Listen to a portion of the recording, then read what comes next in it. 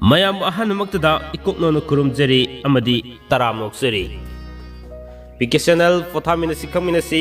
channel sena sayol khudingi nomaiji nimit khudingi lepanaidana sandoksariba Chayolgi Rashifal ngasi supuduna laksari ngasi December gi tang 12 sahi khudingi nupilan haiduna palan tawnariba numit sidagi hoduna lakadoriba December gi tang 19 fawbugi oiba Chayol asigi Rashifal kudol tamjage ngasi Chayolgi Rashifal si kudol tamjadringai mangoinana wafam amatang channel asigi maikaidagi nolukna tamjari ngasi December gi tang 12 sahi khudingi December gi tang 12 si Manipur da nupilan haiduna palan tawnabagi tharom asi oibana maram oraga channel asigi maikaidagi nupilan lakpana maram oraga iramdam Manipur kanglaipa asida santi leiba lamdam ama oibu oirasanu haiba wafam si thamjabaga loinana Manipur praja khurimakta nupilan lakpaga loinana punamakpu nupilan ningsing tharom asiga mari lenana iramdam asigida yaipa mangol pijari kudul tamjage ngasi December gi tang 12 dagina tang 19 fawbugi oiba Chayol asigi Rashifal kudul tamjage taminasi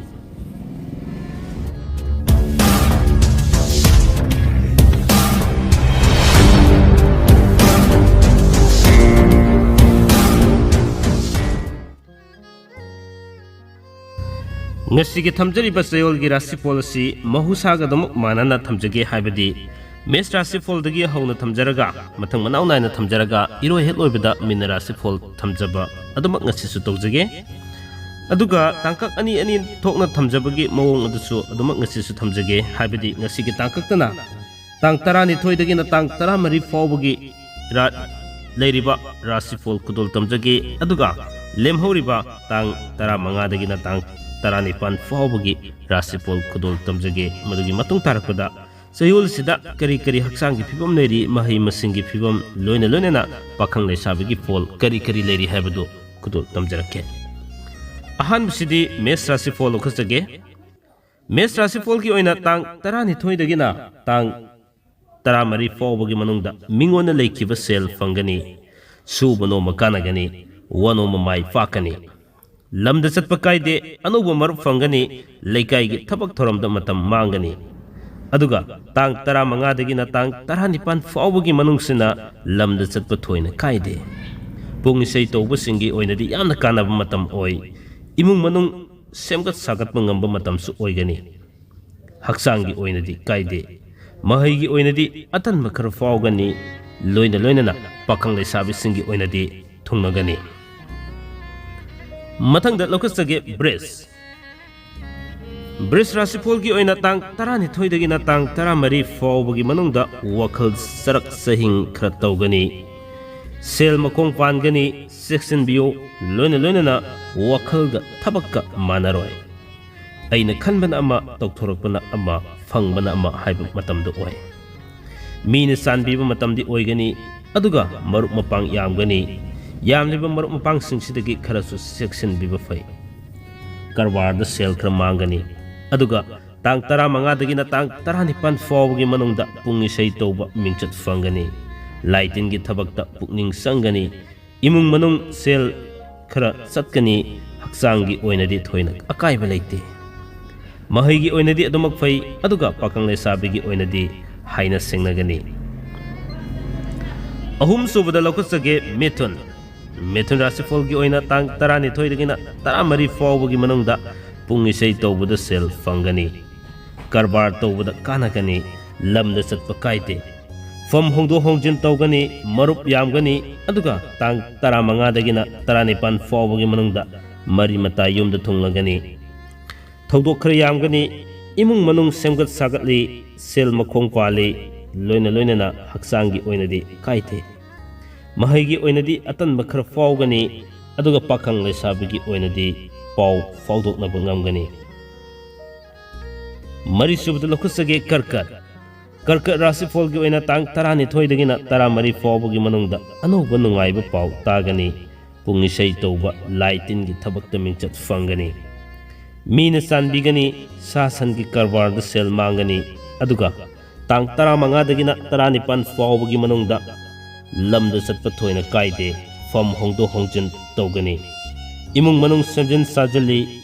aduga kanadabada sel di pangchat chatgani haksangi oinadi kaide mahigi oinadi kaide pakangle sabigi oinadi haina singnagani mathangda lokasage Singha Rashifal gi oina tang 12 dagina 13 fawbagi manungda nungaiba paw taba fangani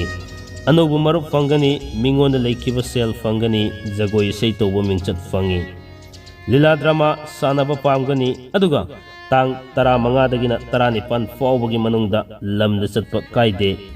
fam hongdo hongjin khara leigani pochei lepsili asumba pami haksangi oinadi kaide mahagi oinadi fai aduga pakang le sabigi oinadi nukti gi paw fawtok na duna nuain leigani mathang lokasage kanya Rashifal gi oina tang 12 dagina 13 fawbagi manungda lamda satli anobu marup fangi imung manung santi oigani mari mata yumda thungnagani karbar kana bawali fam hongdo hongjin khara tawgani mina sanbigani aduga tang 15 dagina 19 fawbagi manungda imung manung semjin sajali mathau silli thawdok yamgani lela drama yawbuda mingchat fangi haksangi oinadi thawak khara nungairoi mahigi oinadi kaide pakangle sabigi oinadi thungnagani mathangda lokasage tulla Rashifal gi oina tang 12 dagina 13 fawbagi manungda lamda chatkani fam hongani anoba marup fangani mathau chingani kanadaba mafamda sel thadagani yeknaba yamgani tang 15 dagina 19 fawbagi manungda sayen gi karbar tawbada sel mangani thika tawba kanaba wali imung manung wakhal faunaba watkani laitin gi thabakta pukning sangani haksangi oinadi kaide mahigi oinadi ningba thongde aduga pakangle sabigi oinadi muknagani mathangda lokasage bresek Rashifal gi oina tang 12 dagina 13 fawbagi manungda sel mangba pochei loina pochei su mangba aduga sauningbagi ningba thungba watpa matam oigadori thika tawba sel mangani sasan gi karbar da sel mangani aduga tang 15 dagina 19 fawbagi manungdana fam hongdo hongjin khara leigani lamda chatkani marupna yeknaba oigani mari mata yumda thunglagani kanadabada sel chatli haksangi oinadi khu khuning nuaite aduga mahigi oinadi ningba thungde pakangli sabigi oinadi muknagani mathangda lokasage dhanu Rashifal gi oina tang 12 dagina 13 fawbagi manungda sel makong pangani mathau chingani marupna yeknaba oigani imung manung santi oigani leikai gi thabak thoramda pukning sangani karbar da sel fangani loina na tang 15 dagina 19 fawbagi manungdadi mingonda leikiba sel fangani lamda chatpa kaide fam kagani mari mata yumda thunglagani haksangi oinadi kaide mahigi oinadi fai pakangle sabigi oinadi thungnagani mathangna lokasage makar Rashifal gi oina tang 12 dagina 13 fawbagi manungda masa masu mari mataga punna samin thakminagani lamda chatpa kaide thika tawba karbar tawba kanagani lamtu yengba chatkani imung manung semjin sajingani pochei lepsingani haksangi oinadi kaide mahigi oinadi hainingdaba fawgani pakangle sabigi oinadi muknagani mathangda lokasage kumba Rashifal gi oina tang 12 dagina 13 fawbagi manungda sel machit fangani anobu marup fangani lamda chatpa kaide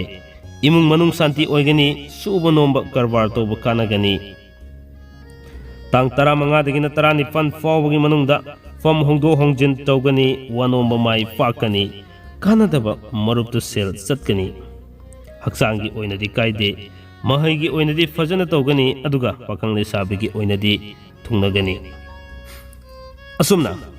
ngasigi thamjariba Chayolgi Rashifal haibadi December gi tang 12 dagina December gi tang 19 fawbagi oina thamjariba Chayolgi Rashifal asigi aroibada minna Rashifal lokhachage ꯃꯤꯅ ꯔꯥꯁꯤꯐꯣꯜꯒꯤ ꯑꯣꯏꯅ ꯇꯥꯡ 12ꯗꯒꯤꯅ 13 ꯐꯥꯎꯕꯒꯤ ꯃꯅꯨꯡꯗ ꯂꯝꯗ ꯆꯠꯀꯅꯤ, ꯄꯣꯠꯆꯩ ꯂꯦꯞꯁꯤꯟꯒꯅꯤ, ꯑꯅꯧꯕ ꯃꯔꯨꯞ ꯐꯪꯒꯅꯤ, ꯅꯨꯡꯉꯥꯏꯕ ꯄꯥꯎ ꯇꯥꯒꯅꯤ꯫ ꯋꯥꯅꯣꯝꯕ ꯃꯥꯏ ꯄꯥꯛꯀꯅꯤ, ꯇꯥꯡ 15ꯗꯒꯤꯅ 19 ꯐꯥꯎꯕꯒꯤ ꯃꯅꯨꯡꯗ ꯁꯨꯕ ꯅꯣꯝꯕ ꯀꯔꯕꯥꯔ ꯇꯧꯕ ꯀꯥꯟꯅꯒꯅꯤ, ꯏꯃꯨꯡ ꯃꯅꯨꯡ ꯁꯦꯝꯖꯤꯟ ꯁꯥꯖꯤꯟꯒꯅꯤ, ꯂꯩꯀꯥꯏꯒꯤ ꯊꯕꯛ ꯊꯧꯔꯝꯗ ꯃꯇꯝ ꯃꯥꯡꯒꯅꯤ, ꯐꯝ ꯍꯣꯡꯒꯅꯤ꯫ ꯍꯛꯆꯥꯡꯒꯤ ꯑꯣꯏꯅꯗꯤ ꯀꯥꯏꯗꯦ, ꯃꯍꯩꯒꯤ ꯑꯣꯏꯅꯗꯤ ꯐꯩ, ꯑꯗꯨꯒ ꯄꯥꯈꯪ ꯂꯩꯁꯥꯕꯤꯒꯤ ꯑꯣꯏꯅꯗꯤ ꯊꯨꯡꯅꯒꯅꯤ꯫ ꯍꯥꯏꯔꯤꯕ ꯔꯥꯁꯤꯐꯣꯜꯁꯤꯡ ꯑꯁꯤꯒ ꯂꯣꯏꯅꯅ ꯉꯁꯤꯒꯤ ꯑꯣꯏꯅꯗꯤ ꯊꯝꯖꯔꯤꯕ ꯆꯌꯣꯜꯒꯤ ꯔꯥꯁꯤꯐꯣꯜ ꯑꯁꯤ ꯃꯇꯥꯡ ꯑꯁ꯭ꯋꯥꯏꯗ ꯇꯦꯟꯁꯤꯟꯖꯅꯕꯒꯤ ꯇꯥꯟꯖꯥꯗ ꯌꯧꯔꯛꯄ ꯃꯥꯜꯂꯦ꯫ ꯅꯨꯡꯁꯤꯖꯔꯕ ꯚ꯭ꯌꯨꯋꯔꯁꯤꯡ, ꯁꯕꯁꯀ꯭ꯔꯥꯏꯕꯔꯁꯤꯡꯅ ꯂꯣꯏꯕ ꯐꯥꯎꯕ ꯇꯥꯕꯤꯕ ꯑꯃꯗꯤ ꯃꯤꯠꯌꯦꯡ ꯇꯥꯕꯤꯕ, ꯂꯣꯏꯅꯅ ꯁꯖꯦꯁꯟ ꯄꯤꯕꯤꯔꯛꯄ, ꯂꯥꯏꯛ ꯅꯝꯕꯤꯔꯛꯄ, ꯀꯃꯦꯟ ꯄꯤꯕꯤꯔꯛꯄ ꯈ꯭ꯋꯥꯏ ꯇꯔꯥꯕꯨ ꯆꯦꯅꯦꯜ ꯑꯁꯤꯒꯤ ꯃꯥꯏꯀꯩꯗꯒꯤ ꯉꯝꯈꯩ ꯂꯩꯇꯅ ꯊꯥꯒꯠꯆꯕ ꯐꯣꯡꯗꯣꯛꯆꯔꯤ ꯍꯥꯏꯕ ꯋꯥꯐꯝꯁꯤ ꯊꯝꯖꯔꯒ